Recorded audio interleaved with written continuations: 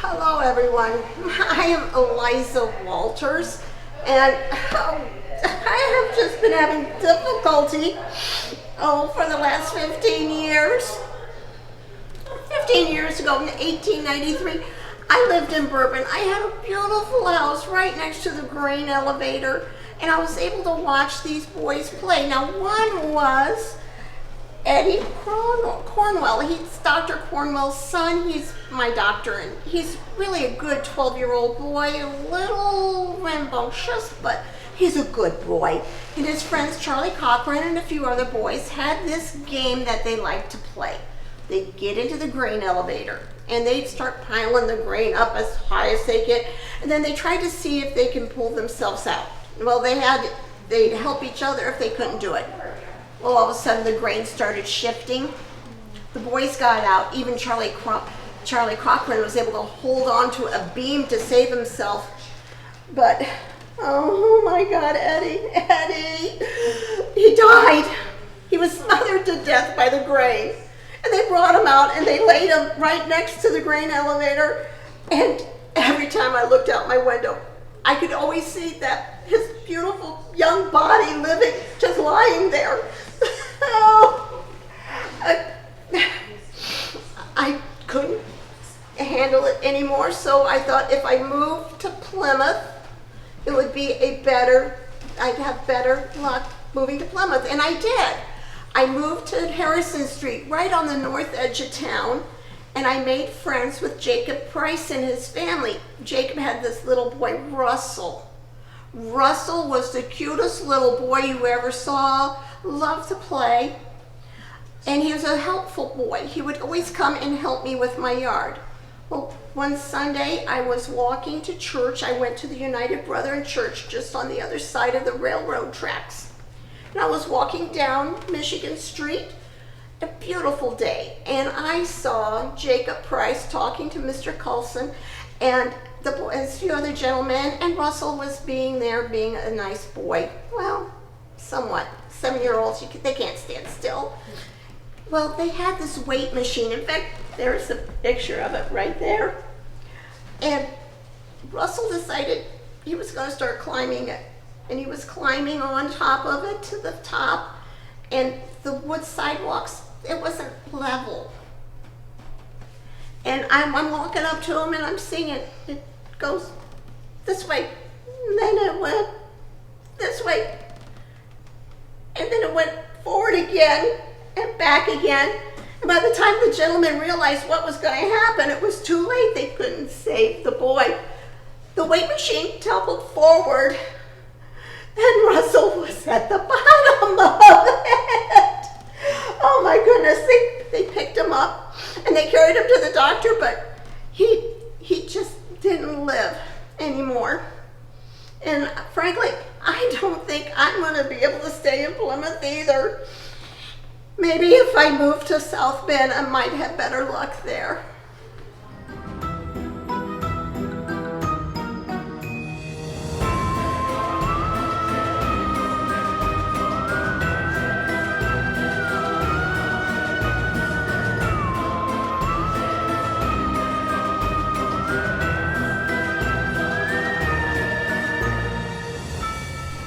Hi, my name is Henry Klein. I'm the telegraph operator for the railroad. I want to tell you a terrible story about 4 people being killed and nearly killed myself. It happened in Inwood, Indiana, May the 9th, 1886, between 5 and 6 o'clock. I just got off of work and was walking down the main street. I was talking to the men who had gathered in front of the stores.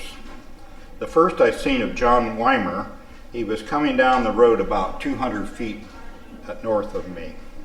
In the wagon was John Weimer, his wife Ida, his 2 children, Libby, 3, and baby Molly, 1. I decided to catch a ride with them. I jumped on the back of their wagon. This was about 50 or 60 feet from the train crossing. As we went down the street, I could hear people calling from the storefronts to Mr. Wyman, "Stop, the train was coming." You could hear the train whistle.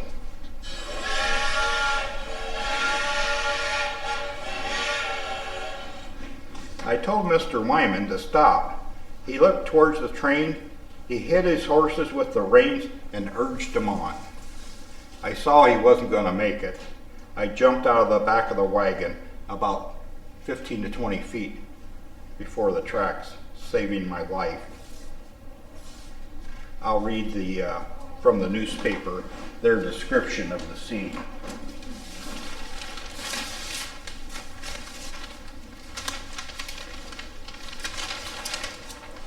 The headlines read, "Terrible accident. A whole family crushed beneath a train at Inwood." Last Sunday morning, John Weimer, who resides a short distance east of Inwood, started for his home accompanied by his wife and 2 young daughters. They reached Inwood just as the 6 o'clock express train was due. This train runs at a rate of almost a mile a minute. Several people warned Weimer not to attempt to cross the track. He certainly would be killed. The train whistle could be heard in the background. Henry Klein, the telegraph operator, was in the wagon. He urged Weimer not to attempt to cross in front of the flying train, but Weimer whipped his horses and drove rapidly towards the track.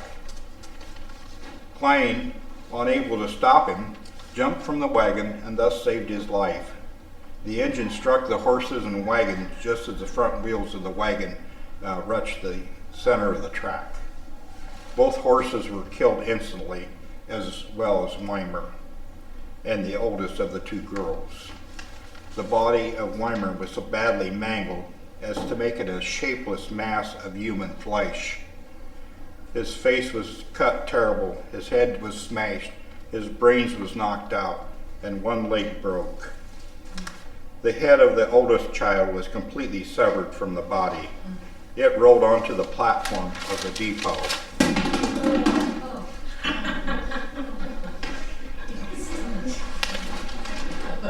Mrs. Wyman and the other child was not so badly mangled, but died in a few minutes. The wagon was a complete wreck. The team was a mass of horse flesh and bones held together by their harness. The coroner was notified by telegraph. He went down immediately.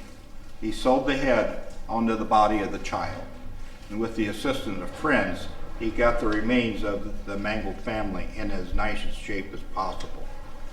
The funeral was one of the largest ever seen in this county. There was 168 teams of horses hitched around the church, and 802 people viewed the dead bodies as they laid in their coffin. The entire family was buried in one grave at Dunkard Cemetery north of Inwood. And that's my story of John Weimer.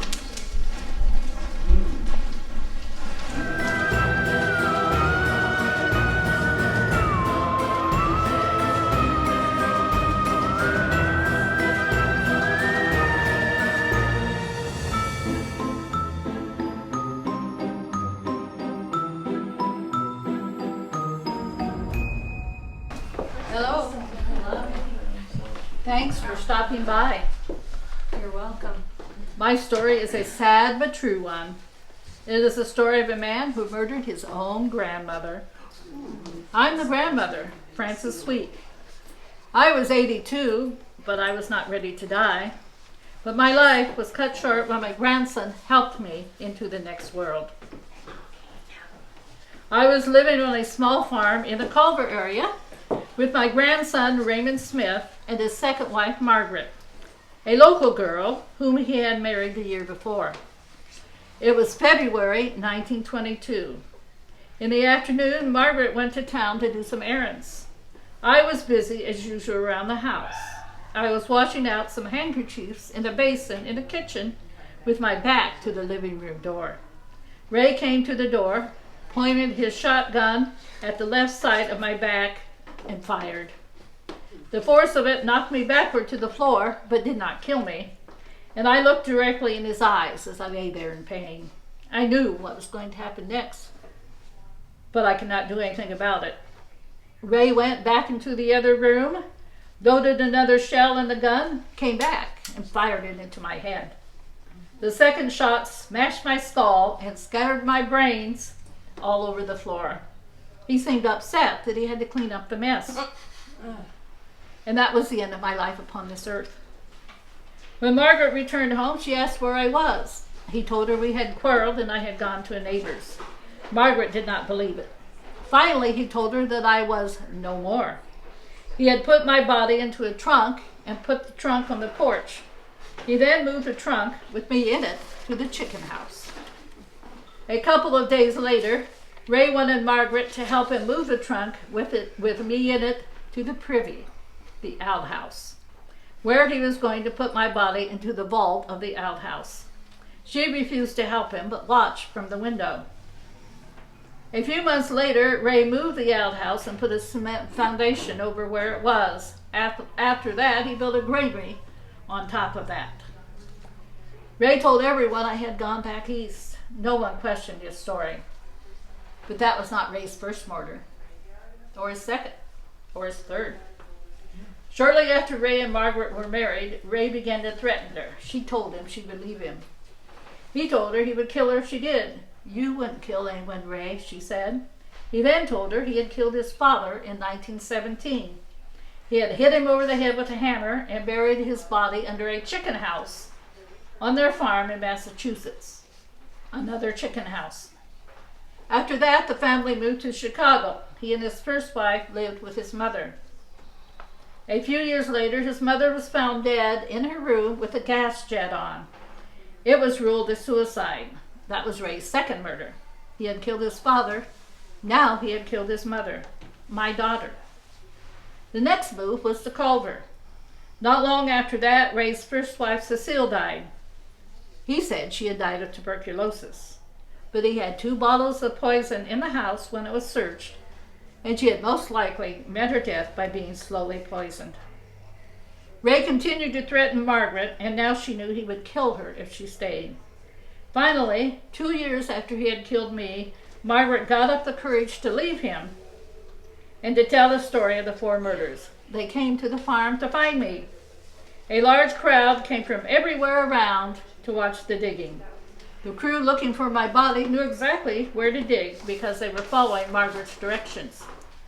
They first found a lot of lime, then my clothing, then what was left of me. They identified me by my shoes and my gold tooth. I was a sensation. Ray hired attorneys. His defense was that I had committed suicide. Yes, they did things like that back then too. But Ray was convicted and got life in prison. They buried what was left of me beside my husband in New York. So I finally got a decent burial. Does it run in the family? In 1896, an Augusta Sweet lay on his deathbed with a troubled conscience. He could not go out of this world without confessing that years earlier he had killed his 12-year-old son. He had then given out that the boy had run away after being accused of stealing. But he was crippled because the father had kicked him in the knee earlier. The body of a boy was found buried behind the barn, exactly as he had described. The body had a broken kneecap. The Sweet family was not very sweet. And what happened to my murderer? A year and 2 days after his conviction, Raymond Smith died in the state prison of tuberculosis, the same disease he said his wife had. Justice was finally served, and in this case, it has a sense of humor. Ray is currently awaiting his last trial for the murder of 4 people, and I will be there to look him in the eye, the man who killed his own grandmother.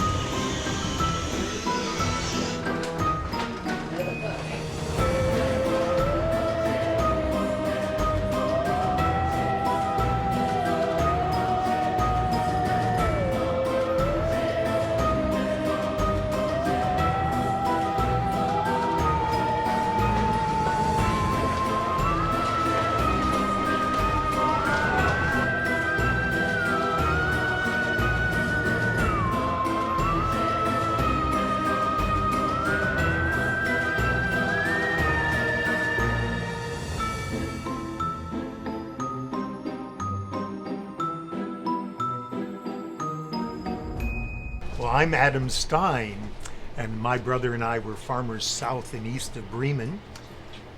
And we were farmers, and we know the first people that came to the area of Europeans were people who were hunter, for furs and for exploring. And then the settlers came, and they had to clear their land, and they had one of the first industries you had was trees. So we had lots of on-farm sawmills. We still call them. Did anybody know what we called the on-farm sawmills now, and what they called them back then? There was a nickname that on-farm sawmills were called.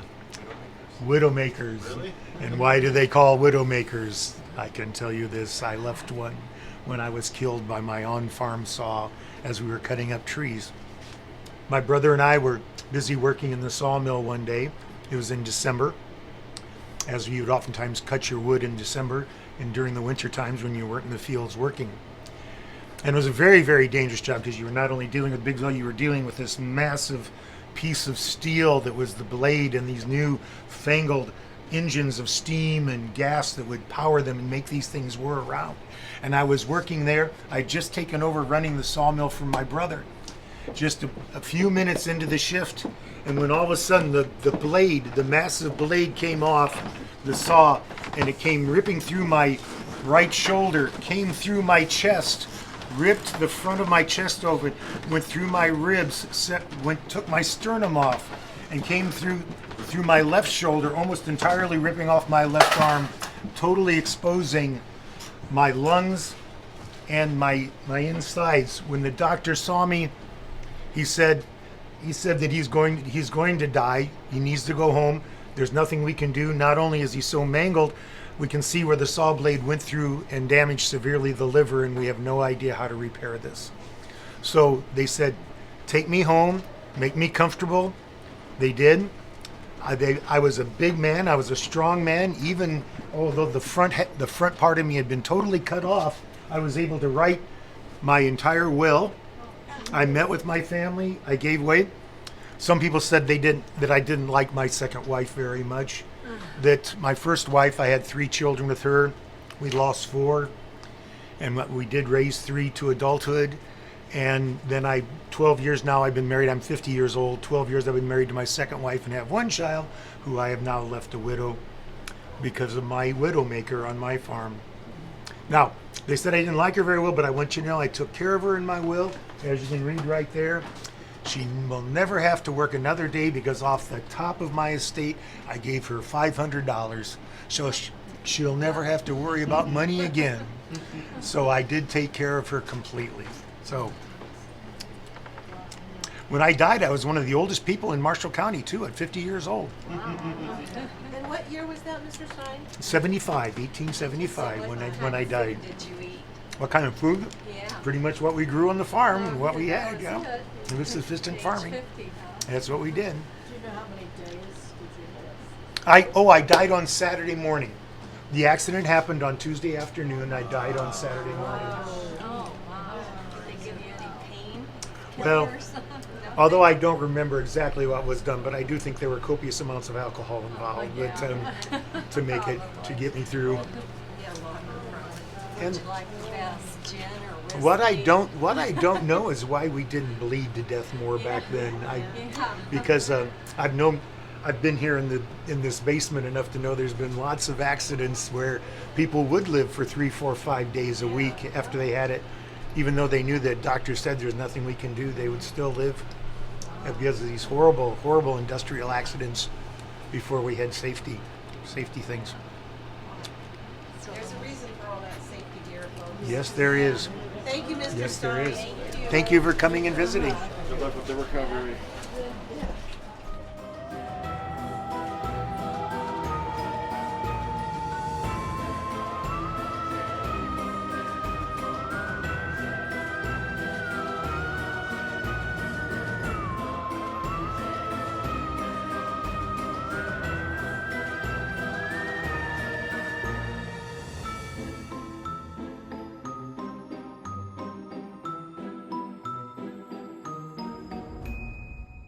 Gather round, folks, and I'll let you know the story of my poor boy, Earl.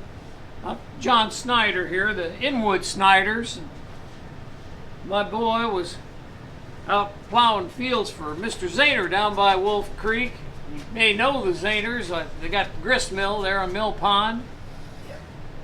And he was working as a farmhand, and Mr. Zahner, his two little boys, they was playing in the barn, and well, he finished up that plowing and brought the team back to the barn, and didn't know that Mr. Zahner kept a shotgun there at the barn for groundhogs. And when he slid the door open to bring in the team, why, the shotgun fell over and hit the ground. And then the story gets a little bit of a mystery. They say that young Orville, only 8 at the time, he ran over, picked the gun off, and it discharged. And well, you could see what happened. It just blew a hole right in my boy, Earl.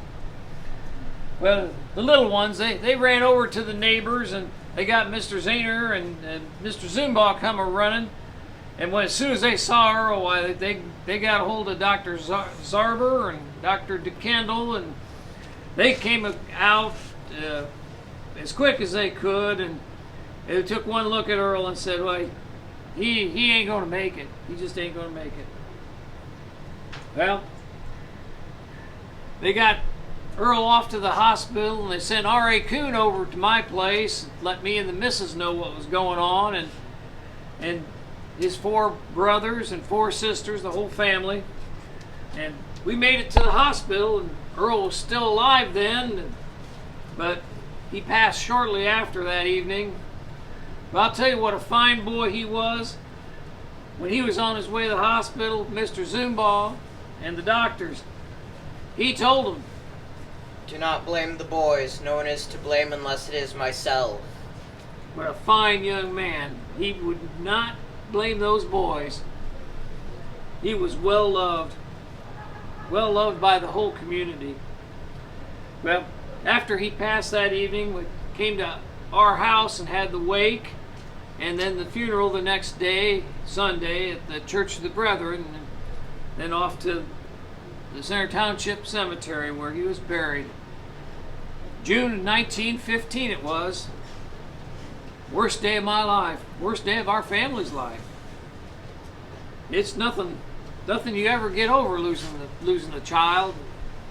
He was such a fine young man, just starting his life. Yeah. I thank you for listening to his story, and if you all say a little prayer for Earl on your way out, why, our family surely would appreciate it. Thank you.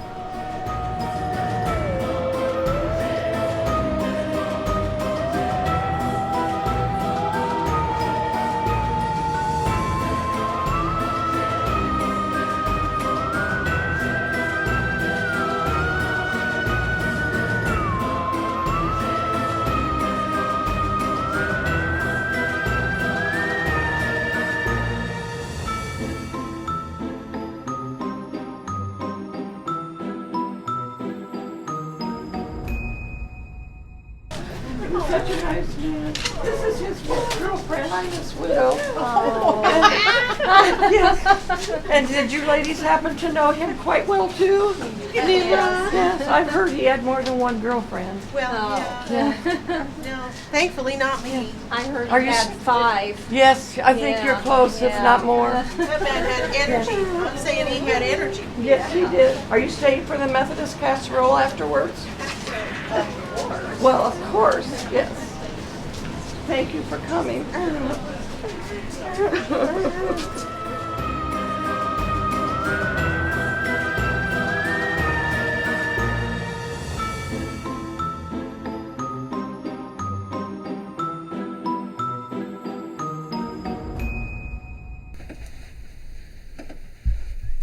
Good evening.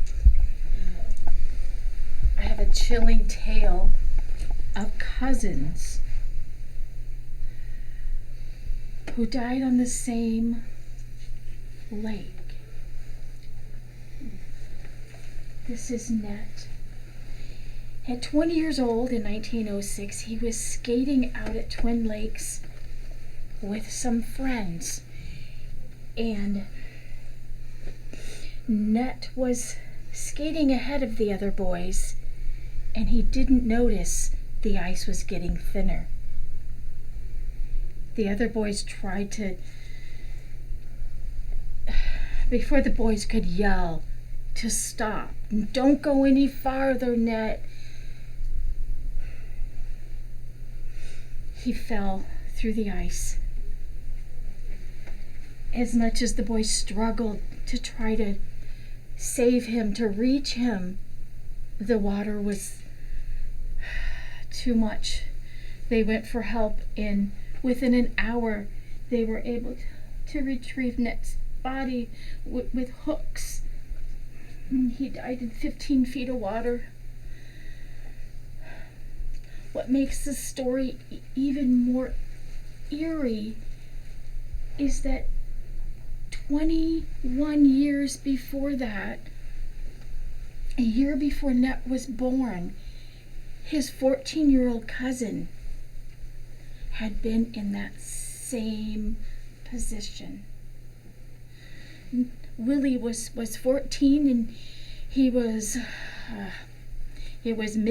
mid-January, dead of winter, bored. He's so bored. So the boys, they decided to go visit family. Mid-January, what else would you do? So they're coming from Green Township, west of Argus, and as they're walking, they separate about the eastern shore of Twin Lakes, and groups went on farther to visit his family, and Willie continued along the shoreline. For quite a distance he followed the shoreline, and then for whatever reason, whether he was getting cold, he was hungry, he decided to take a shortcut. There was just a quick beeline across the ice, and he'd be at his uncle's farm. What he didn't realize was there were air pockets, thin ice, and he fell through the one. And as he was grasping the ice, trying to get out of the water and just struggling, you can only imagine.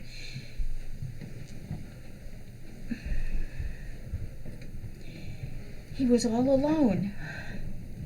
And you'd think that was where the mystery of where he went through would end.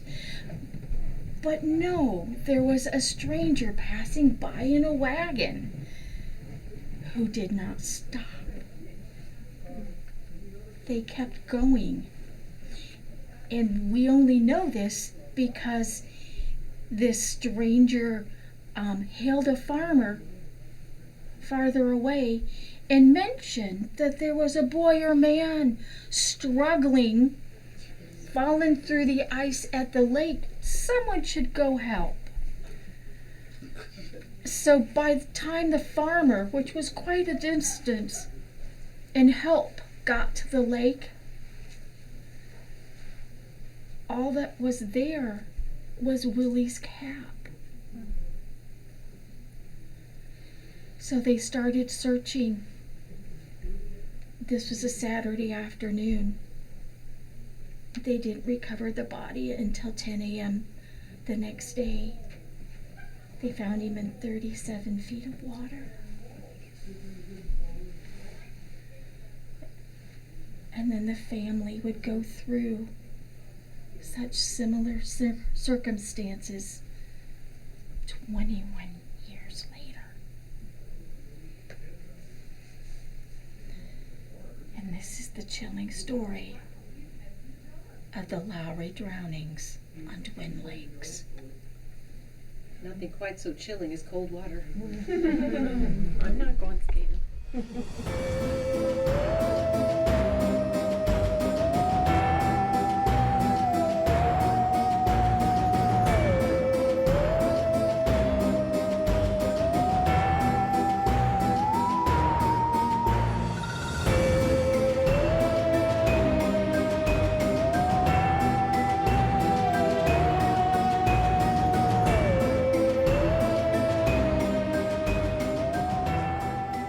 Good deal. Well, good evening. My name is Victor Bruner, Private Victor Bruner, United States Army. And world famous aeronaut. World famous aeronaut. Thank you. Anyhow, I was born in Mishawaka, Indiana in 1891, and I came out with a bit of a nose for trouble. Tell you a quick story about that. When I was 18, on July 4th, to celebrate the birthday of our great nation, I went out and I bought a firecracker. Well, that's a lie. Illegally, it was too big to be called a firecracker. It was called a cannon cracker. So anyhow, I take the cannon cracker and I put it in the glass bottle and I light it and I back up, safe distance, and nothing happened.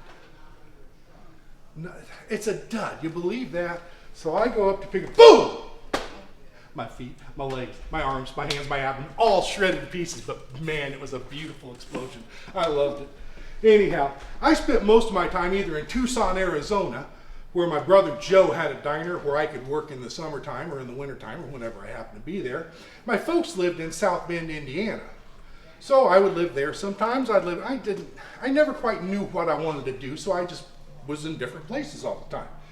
Anyhow, so then my life's going, I don't know what I'm doing.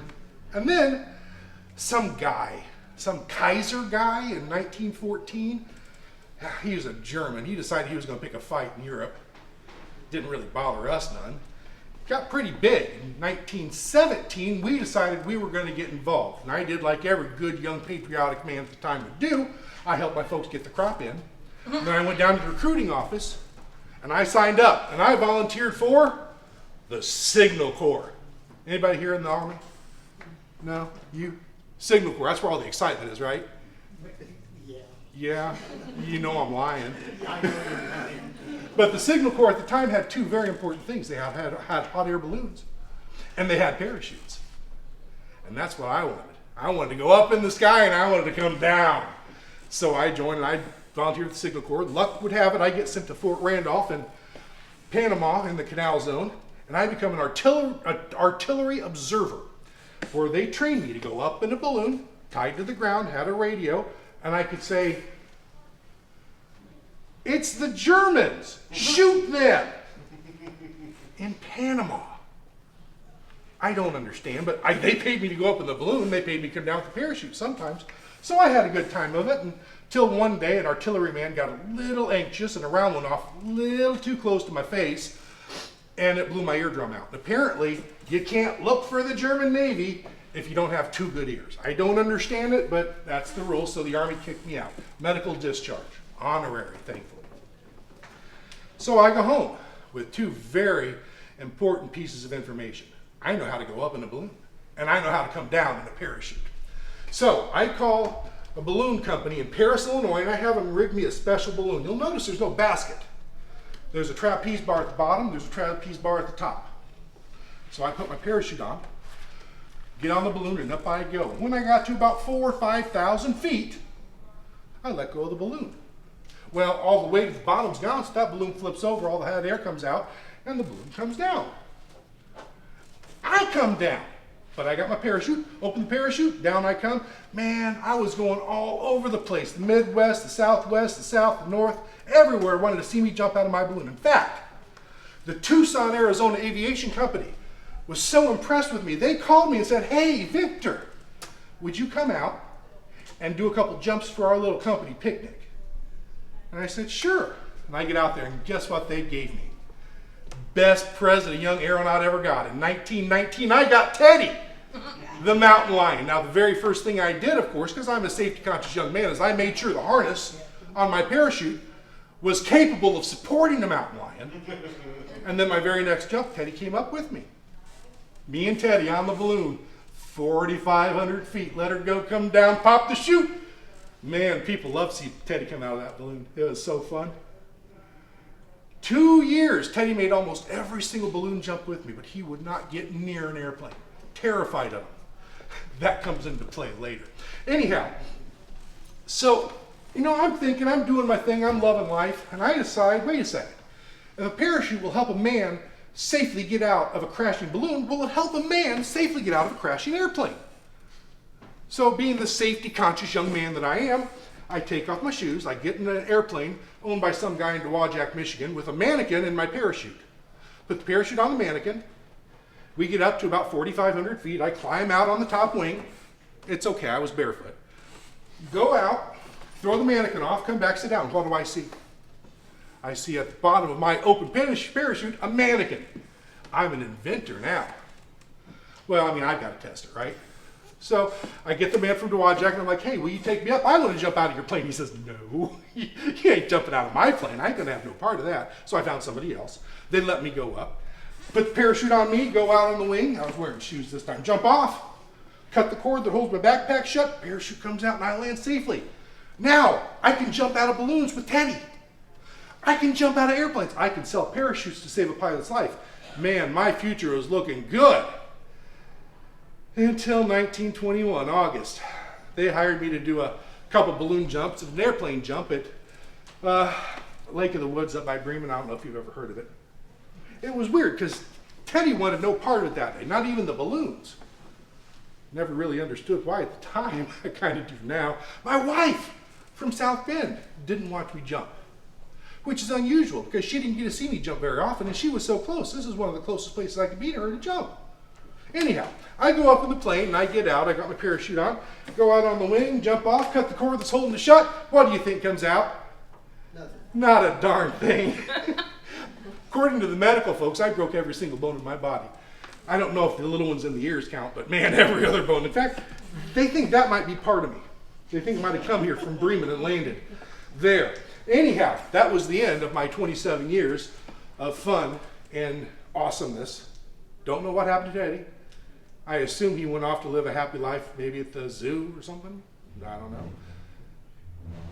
But that was the end of my life. I didn't get to do nothing after that. So did you pack your own parachute? I did.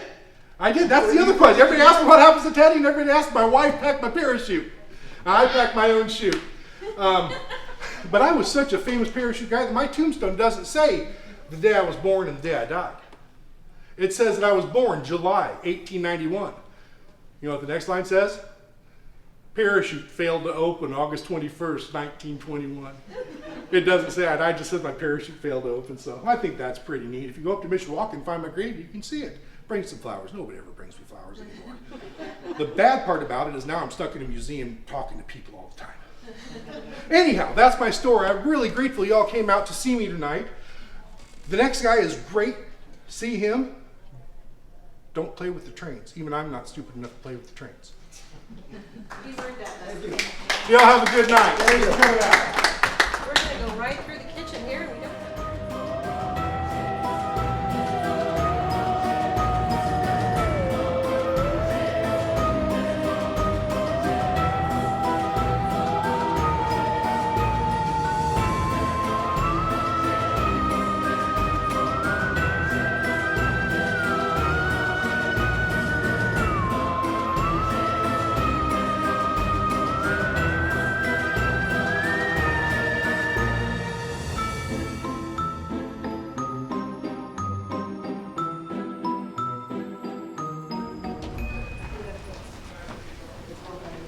Good evening. My name was William Coleman Elliott. I was born June 14th, 1843. I was the youngest of four in our family. My mother and father were transplants from England. I was born in Washington, Indiana, which is about halfway between Bloomington and Evansville in southern Indiana. I was raised in a Methodist church, and I followed its teachings all my life. At the ripe old age of 18, I got on a horse and rode to Indianapolis. And on the second call for troops, August 1861, I joined the Union Army. The recruiter asked me, "Son, can you ride a horse?" I said, "Yes." "Son, can you fire a gun?" And I said, "Yes." And he said, "Can you do both from the horse?" And I said, "Yes." And he said, "You are in the 8th Indiana Cavalry." We fought the rebels in Kentucky, a few minor skirmishes. But 1861 turned into 1862. and I became part of the 1st Corps, which was under General Don Carlos Buell. And if you remember a battle called Shiloh, I ended up there on the 2nd day.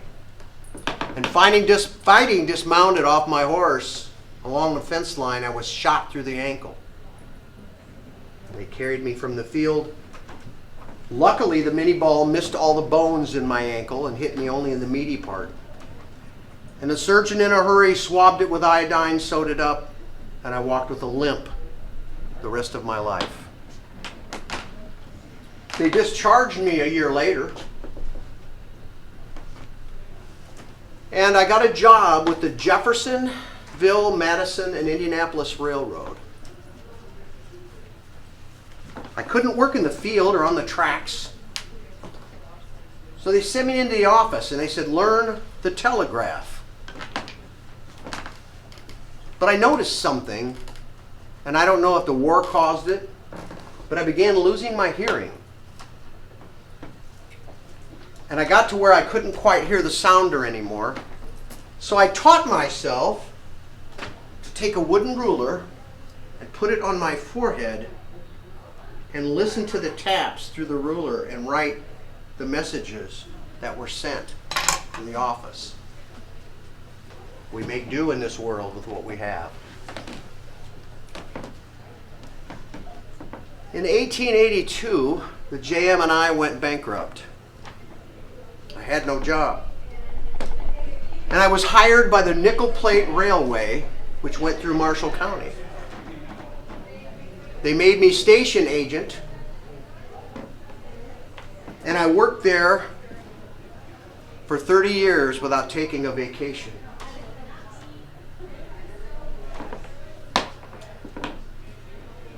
The bad day came November 2nd, 1911. I was 68 years old.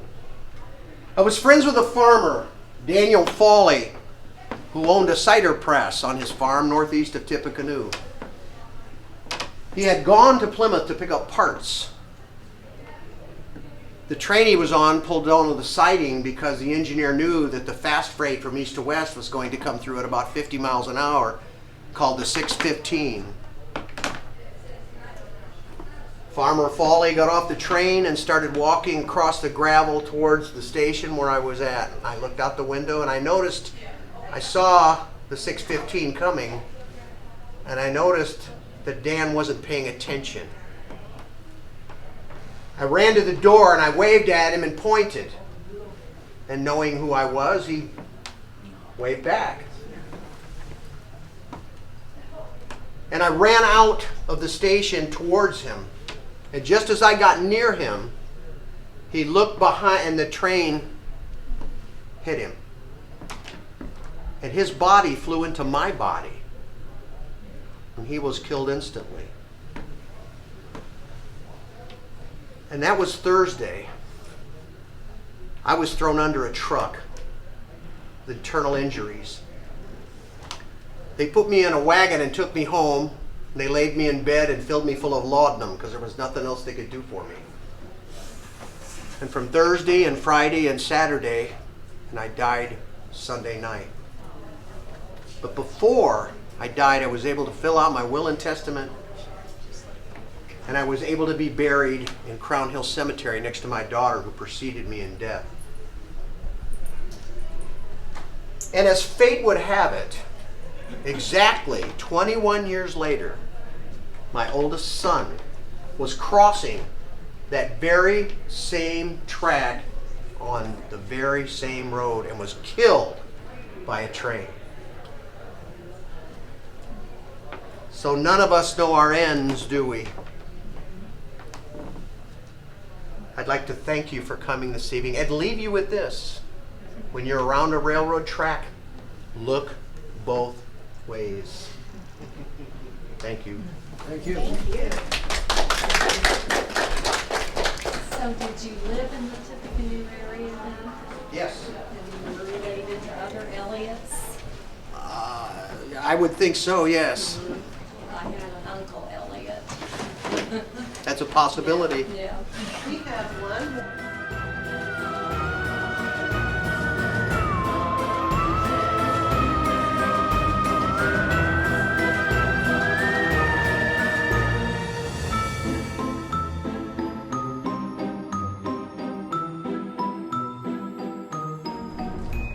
I was the fifth of 7 children, all boys. We 7 boys grew up as country boys all do. Outdoors most of the time, dirty most of the time, great fun. In June 1897, I married Bertha. I was 26. She was a pretty young filly, just 18. We were happy. I found work as a farmhand. We started a family. First Forrest, then Arthur, George, Helen, last little Kenneth, just a little baby last time I saw him. We'd rented a house by Culver the day that it happened. I found work on Elmer Tuesberg's onion land. A cold morning in March 1913, I was starting a fire in the kitchen stove and poured on more kerosene. Explosion! Flames everywhere! Smoke! Body on fire! Clothes burning! Unbearable heat! Hands, arms, face, all burning! Sizzling flesh! Horrible pain! Somehow, I made it out the door. Bertha came round the house, and we put out the flames. All the kids made it out okay. We walked to the neighbors. Neil Heminger or Everett Osborne, I don't remember which. Can't recall very well after that. Writhing in pain, sitting on the edge of a bed, hands and feet and arms all burned to a crisp, chest and face completely blistered, odor of burnt flesh. I was wild, confused, madly insane with pain. Any movement was agony. My brothers Seymour and Charles got me to the hospital in South Bend. A long, arduous journey. Every bump caused excruciating pain. I felt like I was still on fire, flesh still burning. I grew worse and worse, in and out of consciousness. The doctors could do nothing. That night, March 24th, 1913, I died at 7 o'clock. Oh, what a blessed release from the pain. They buried me at Maple Grove near Argus, where my stone stands today. How I miss my sweet Bertha. Did she suffer? Did she have burns? And what about little Helen? And how are Forrest and Arthur and George? And what about baby Kenneth? I never got to see him grow. So I say, beware the fire. Stay away from the flames. You never get to see your family again. Agony, misery, woe.